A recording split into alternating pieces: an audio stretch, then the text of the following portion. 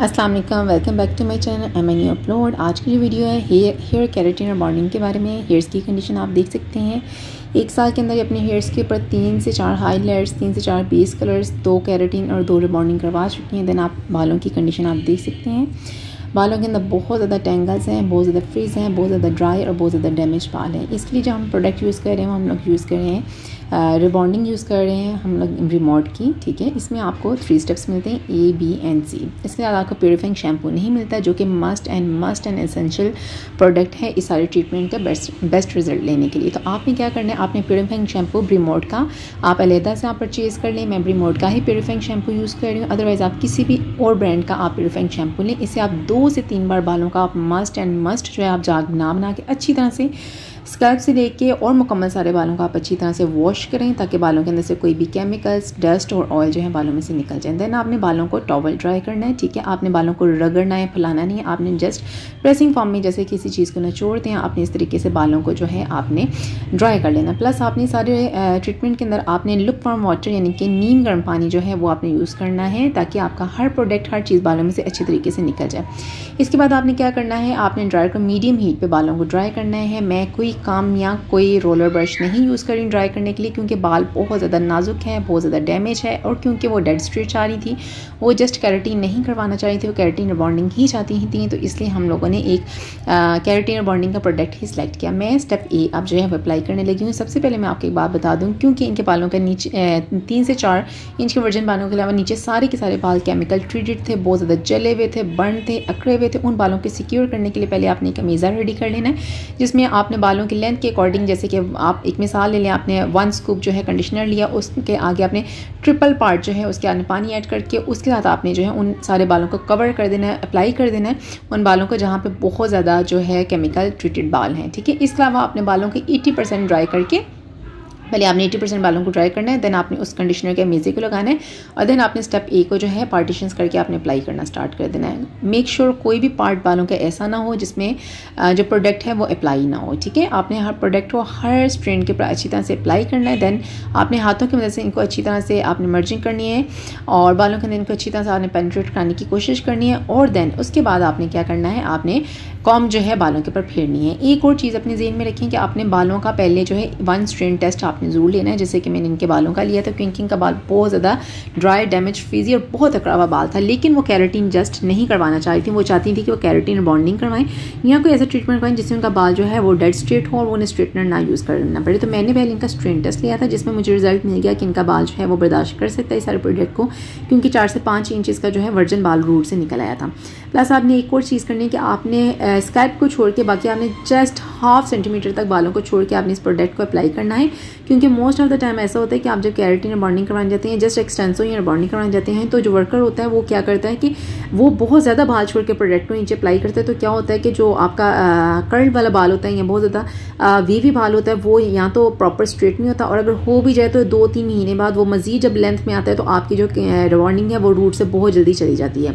तो आपने सिर्फ स्कैल्प को अवॉइड करना होता है और मामूली से रूट के अप्लाई कर छोड़ के आपने सारे मटेरियल को अच्छी तरह से अप्लाई कर देना है। पहले आप देखिए, मैं हमेशा जो है उसको अच्छी तरह से हाथों के साथ एमल्फिकेशन उसकी करने के बाद देन मैं उसको जो है कॉम के साथ जो है उसको मैं जो है पेनिट्रेट कराती हूँ बालों के अंदर। देन आपने क्या करना है, इस प्रोडक्ट को आपने एवरी प्रोडक्ट, हर प्रोडक्ट जो 45 मिनट्स क्लेम करता है, लेकिन सब बालों के ऊपर 45 मिनट्स में रिजल्ट नहीं आता। 45 मिनट्स में बहुत कॉर्स, बहुत ज़्यादा कर्ली, बहुत ज़्यादा फ्रीजी और बहुत ज़्यादा टेंगल्ड बाल जो है वो 45 मिनट्स मैक्सिमम लेते हैं, लेकिन कुछ बालों पे 20 मिनट में, कुछ में आधे घंटे में रिजल्ट आ जाते हैं। इनकी हेयर्स के ऊपर 30 मिनट्स के अंदर हमें रिजल्ट मिल गया था। लेकिन आपने क्या करना है, जब आपने पीछे एप्लीकेशन करनी है तो आपने क्या करना है, आपने पीछे से टाइम नोट कर लेना है कि आपकी एप्लीकेशन कब मुकम्मल हुई, और देन आपने जब आगे मुकम्मल करनी है अपनी एप्लीकेशन, देन आपने आगे का टाइम नोटिस कर लेना, और आपने आगे और पीछे के बालों को मुकम्मल एक जितना टाइम देना है। और इसके अलावा क्या करना है, आपने साथ में स्ट्रेंथ टेस्ट फ़ौरन ही लेते रहना है। आपने इस फर्स्ट क्रीम यानी कि क्रीम A की एप्लीकेशन के दौरान आपने इसके बाद बालों के ऊपर से हटना नहीं, आपने अगेन एंड अगेन जो है बालों का आपने चेकिंग करते रहना कि बालों का जो बॉन्ड है वो ब्रेक हुआ है या नहीं हुआ है। बॉन्ड ब्रेक हो जाए तो आपने जो है हेयर वॉश करा देना। आप देख लें, मैंने अच्छी तरह से इनके सारे हेयर्स के ऊपर एप्लीकेशन कर दी है। कस्टमर को बोलें कि कोशिश करें कि वो दोनों स्टेप्स के अंदर ज़्यादा फालतू सर जो है उसको ना हिलाए। पहले स्टेप्स में तो इतनी ज़्यादा रिस्ट्रिक्शंस नहीं होती हैं, लेकिन फिर भी पाबंदी करनी पड़ती है।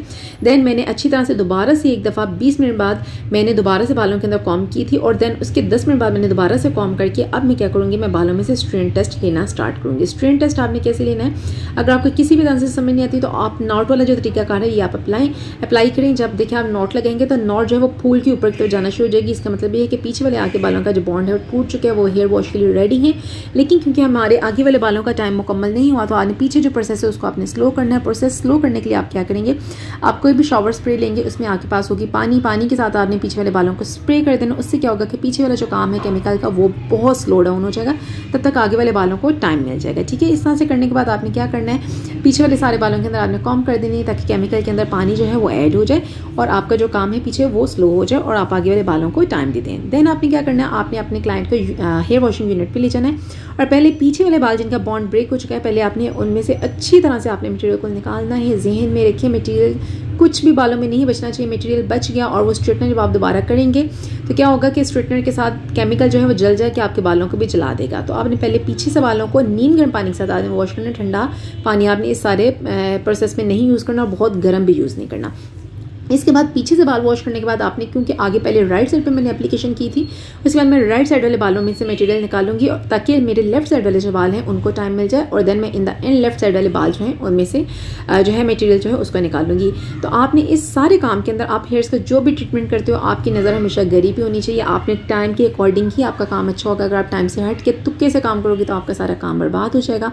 कभी भी अच्छे रिजल्ट का इंतजार बहुत ज़्यादा एक्सपेंसिव प्रोडक्ट्स पे नहीं होता या बहुत लो क्वालिटी प्रोडक्ट्स पे नहीं होता। मेन चीज़ होती है कि आप सारी की पॉइंट्स को, सारे प्रोसेस को आप फॉलो करो। देन हम क्या करेंगे, स्टेप ए को वॉश करने के बाद हम स्टेप सी क्यों अप्लाई करेंगे, क्योंकि स्टेप सी है कंडीशनर या मास्क टाइप का मिक्सचर है जिसको आपने 2 से 3 बार बालों में इस हद तक आपने बालों में मसाज करनी है। आप 10 मिनट भी कर सकते हो, 15 मिनट भी कर सकते हो और 5 से 6 मिनट भी कर सकते हो, जब आपके बालों में अच्छी सी एक चमक और शाइन आ जाए। देखिए मैंने अब सेकंड टाइम लिया और देन मैं थर्ड टाइम भी लूँगी। पहले आपने अच्छी तरह मसाज की, धो दिया, फिर अच्छी तरह मसाज की, फिर धो दिया, फिर थर्ड टाइम भी आपने अच्छी तरह से मसाज किया और धो दिए। इससे क्या होगा, आपके बालों के अंदर एक बड़ी ही खूबसूरत और जानदार सी शाइन आ जाएगी जिसके साथ आपके स्टेप 2 का रिजल्ट और भी ज़्यादा चमकदार और खूबसूरत आएगा। ठीक है, मैं सारे प्रोसेस के साथ में जो है अटैचमेंट अटैच कर दूंगी इनके हेयर जो बिफोर थे, ताकि आपको आइडिया हो सके कि बालों में क्या चेंजेस आ रहे हैं। तो देखिए बालों के अंदर आ गई है शाइन। अब आपने इस पॉइंट के ऊपर क्या करना है, आपने इनके बालों को अच्छी तरह से धो के इनको आपने दोबारा क्या करना है, अपने जो क्लाइंट है उसको आपने ले आना है दोबारा चेयर के ऊपर। चेयर के ऊपर ला के आपने क्या करना है, आपने हेयर ड्राई के साथ इनके बालों को अब आपने 100% ड्राई करना है। पहले आपने 80% ड्राई करके फर्स्ट क्रीम लगाई थी, क्रीम ए लगाई थी और उसके बाद क्रीम सी जो है आपने अप्लाई की थी और उसके बाद आपने हेयर वॉश कर दिया। अब आपने क्रीम बी अप्लाई करने से पहले आपने ड्राई के साथ बालों को अच्छी तरह, ये है इनका बिना स्ट्रेटनर के रिजल्ट। मैंने इनके बालों को सिर्फ ड्राई के साथ फिंगर्स के साथ मैंने ड्राई किया। मैंने कोई ब्रश, कोई पैडल ब्रश नहीं ऐड किया क्योंकि बाल बहुत ज़्यादा वीक था और मैं नहीं चाहती थी कि वो कॉम या ब्रश के साथ जो है वो टेंगल्ड हो के बाल मजीद वीक हो जाए। तो मैंने सिर्फ और सिर्फ हाथों के साथ और ड्राई के साथ इनके बालों को जो है ड्राई किया और आपने रिजल्ट देखा है कि इनका फर्स्ट क्रीम के बाद ही बॉन्ड ब्रेक टूट चुका है। बाल ऑलमोस्ट इस टाइम इनका मुकम्मल तौर पे बॉन्ड ब्रेक होने की वजह से स्ट्रेट नज़र आ रहा है। अब आपने क्या करना है, बालों को आपने स्ट्रेटनर इस तरह से बालों में आपने चलाना है कि 7 से 8 बार आप दोहराएंगे और इसमें आपके बालों में एक अच्छी सी जानदार सी खूबसूरत सी शाइन आ जाएगी, ताकि आपके बालों के ऊपर आप बी क्रीम जो है यानी कि जो फिक्सर है, स्ट्रेटनिंग फिक्सर जो है या आप न्यूट्रलाइजर कह सकते हो, उसको आप ताकि अप्लाई कर सको। ठीक है, तो मैंने बालों के अंदर रूट के नज़दीक मैंने 3 से 4 बार टचअप करने के बाद स्ट्रेटनर का, देन मैं उसी स्ट्रेटनर का बहुत स्लो मोशन में नीचे ला रही हूँ। मैंने जो स्पीड है इसको मैंने बहुत ज़्यादा स्पीड पे किया हुआ, डबल से भी ज़्यादा स्पीड है, लेकिन आपको लग रहा होगा कि मैं काफ़ी तेज़ स्ट्रेटनर चला रही हूँ, लेकिन स्ट्रेटनर आपने बहुत स्लो चलाना है और अपने सारे बालों को इस हद तक स्ट्रेट करना है कि बाल जो है उसमें एक जानदार सी चमक आ जाए, ताकि आपका जो प्रोडक्ट बी नंबर का है यानी कि ए के बाद जो बी नंबर आता है उसका आप अप्लाई करें तो उसका जो रिजल्ट है वो आपको आ सके। तो आपने देखिए इस तरह से बालों को स्ट्रेट करना है कि आपका बाल इस तरह से चमक जाए, उसके अंदर शाइन आ जाए और बिल्कुल डेड स्ट्रेट हो जाए। ठीक है, बालों का बॉन्ड टूट चुका है, उसके बाद न्यूट्रलाइजर यूज़ करते हैं स्ट्रेटनिंग करने के बाद ताकि आपकी शेप को फिक्स कर दे। अब चलते हैं स्टेप बी की तरफ। आप देख लें, इसको आप निकाल लें बाउल में। आपने सारे प्रोडक्ट्स को उतना निकाल के यूज़ करना है जितनी ज़रूरत हो, आप साथ में निकालते जाएँ, यूज़ करते जाएँ, क्योंकि जितना निकल जाए आप इसको वापस अंदर नहीं डाल सकते हैं, ये यूज़लेस हो जाता है। आप करेंगे एप्लीकेशन भी आपने इसकी भी इसी तरह से करनी है कि आपने हाथों के साथ अच्छी तरह से इनको आपने जज़ब करना है। जज़ब अच्छी तरह से करने के बाद आपने उसके बाद बालों में कॉम्ब चलानी है और आपने हमेशा ये ख्याल रखना है कि आपने सब बालों का काम करने से पहले आपने स्ट्रेंथ टेस्ट या बालों की हिस्ट्री ज़रूर मालूम कर लेनी है, क्योंकि क्लाइंट के इस सारे प्रोसेस में बाल जल सकते हैं। आप देखिए मैंने तो जले हुए बालों पर काम किया है और उसको मैंने इतना खूबसूरत कर दिया है, लेकिन आपके पास जला हुआ बाल है, आपको काम नहीं आता तो आप मजीद बालों को काम को ख़राब कर देंगे। इसको भी आपने स्कैल्प को अवॉइड करते हुए ऑल ओवर द हेयर्स आपने इसको अप्लाई कर देना है। देन आपने कॉम्ब करनी है। अब टाइम आ जाता है कि आपने इसको कितने टाइम रखना है। आपने जितना अपनी क्रीम को टाइम दिया उसका हाफ टाइम आपने इसको रखना है, क्योंकि इसका आपको कोई स्ट्रेन टेस्ट लेने की ज़रूरत नहीं है। आपने अपने टाइम को नोट कर लेना और आपने फर्स्ट क्रीम के मुकाबले में ये क्रीम सेकंड जो बी क्रीम है इसको आपने ए के मुकाबले में हाफ टाइम आपने इसको रखना है। और ये वो वाला पॉइंट है जहाँ पे आपने सख्ती से अपने क्लाइंट को कहना है कि वो जिस पोजीशन में रिलैक्स होता है वो उस पोजीशन में बैठ जाए और देन उसके बाद से अपने सर को इधर उधर नहीं हिलाना, ताकि जो आपका टाइम है आपके फिक्सर को मिल जाए और आपका हेयर्स जो है वो एक शेप में अच्छी तरह से ट्रांसफॉर्म हो जाए और आपका बाल एक अच्छा सा डेड स्ट्रेट, स्लीक और शाइनी और खूबसूरत नजर आए। और इस पॉइंट पे आपने कोई कैचर बालों में नहीं लगाना, आप वर्कर की हेल्प से या अपने क्लाइंट की हेल्प से आपने बालों की पार्टीशन करते जानी और आपने क्रीम को अप्लाई कर देना है। अब हम क्रीम का इंतज़ार करेंगे। क्रीम का टाइम पूरा होने के बाद हम क्या करेंगे, क्रीम को वॉश कर देंगे। इसको भी आपने नीम गर्म पानी से वॉश करना है, आपने ठंडा पानी सारे प्रोसेस में यूज़ नहीं करना, इसलिए आपको रिजल्ट समटाइम्स ख़राब हो जाते हैं। आप की पॉइंट्स को इग्नोर कर देते हैं और जस्ट आपने जो ऊपर चीज़ें लिखी होती हैं आप उसी को देखते जाते हैं, उसी के हिसाब से आप पढ़ के काम करते जाते हैं। ऐसा नहीं होता है, बहुत सारे बहुत सारे कामों में आपको टेक्निक्स का यूज़ करना पड़ता है। देन इसको भी मैंने उसी तरीके से वॉश किया कि पहले पीछे से मैंने बालों को वॉश किया, देन मैंने राइट साइड पे आगे वाले बालों की एप्लीकेशन की थी उसको मैंने वॉश किया, देन मैंने लेफ्ट साइड वाले बालों को वॉश किया, ताकि किसी भी प्रोडक्ट का जो टाइम है वो कम ना हो, उसको उसका प्रॉपर टाइम मिलता रहे। इस प्रोडक्ट को भी आपने बहुत अच्छी तरह से बालों में से निकालना है, किसी प्रोसेस में आपने बालों के अंदर कुछ भी मटेरियल नहीं छोड़ना। अब अगेन हमने स्टेप सी को दोबारा फाइनली आपने मस्ट एंड एसेंशियली यूज़ करना है। इसको भी आपने दोबारा से 2 से 3 बार यूज़ करना है अगेन, कि आपके बालों के अंदर एक मजीद शाइन जो है वो ट्रांसफॉर्म हो जाए, बाल में अच्छी से चमक आ जाएगी। तो आपने अच्छी तरह से बालों को धो लेना है ताकि आपका बाल जो है स्मूथ, शाइनी और स्लीक हो जाए। देन इसके बाद आपने एक कैजुअल से एक आम सा स्ट्रेटनर आपने करना होता है, यानी कि बहुत डेड स्ट्रेट नहीं करना होता, एक नॉर्मल स्ट्रेट करके आपने बालों को भेज देना होता है क्लाइंट की, ताकि 2 दिन बाद आपके पास प्रोफेशनल हेयर वॉश के लिए। प्रोफेशनल हेयर वॉश आपको पता है कि आपने केराटिन के बाद यूज़ करने वाला कंडीशनर, हेयर मास्क और विटामिन ई सीरम जो है, और इसके अलावा ओलाप्लेक्स नहीं हो तो आपके पास जो भी मटेरियल यूज़ हो, जो मैंने चीज़ें आपको बताई हैं उन सबको आप मटेरियल को आप मिक्स करके आपने बालों के ऊपर 15 मिनट लगाने के बाद आपने फाइनल 2 दिन बाद हेयर वॉश अपने क्लाइंट का करना है। तो जनाब इस क्रीम का न्यूट्रलाइजर के बाद मैं बालों को कर रही हूँ ड्राई, सिर्फ फिंगर्स का कर रही हूँ, कोई कॉम्ब कोई ब्रश यूज़ नहीं कर रही हूँ। और देखिए जी बिना स्ट्रेटनर के मेरे क्लाइंट के बालों का फाइनल लुक है। बिफोर लुक में साथ में अटैच कर देती हूँ आपके लिए, आप डिफरेंस देख सकते हैं। यहाँ पे मैंने अभी कोई स्ट्रेटनर यूज़ नहीं किया, स्ट्रेटनर मैं अब यूज़ करूँगी। और मैंने इनका सारा काम 550 की हीट पे किया है मेरे, क्योंकि स्ट्रेटनर की जो हीट है वो 550 से लेकर 1050 F तक थी, यानी कि मेरे पास लोएस्ट जो थी वो 550 थी। तो मैंने सारा काम, पहले वाला काम भी और बाद वाला काम भी 550 की स्पीड के ऊपर किया है, ताकि इनका जो बाल है वो मजीद डैमेज ना हो। तो आपने कैजुअल साहब में हेयर स्ट्रेट करके अपने क्लाइंट को भेज देना है। देन आपने 2 दिन बाद बुला के उनका जो प्रोफेशनल हेयर वॉश है वो आपने मस्ट एंड ज़रूर करना है। 2 दिन वो बालों को पोनी नहीं बनाएंगी, कानों के पीछे बाल नहीं करेंगी, बालों का जूड़ा नहीं बनाएंगी, बालों को इसी तरह से रखेंगी और स्वेटिंग से बालों को बचाएंगी, बालों के अंदर या नैप में गर्दन में कोई पसीना ना आए। और देन आप अपने क्लाइंट को बुलाएंगी और 2 दिन बाद अपने क्लाइंट का आप प्रोफेशनल हेयर वॉश कर देंगी। तो जनाब आई होप आपको वीडियो की और हर स्टेप की बहुत अच्छी तरह से समझ आई होगी। आप की पॉइंट्स को ज़रूर जो है फॉलो किया करें ताकि आप एक अच्छा रिजल्ट ले सकें।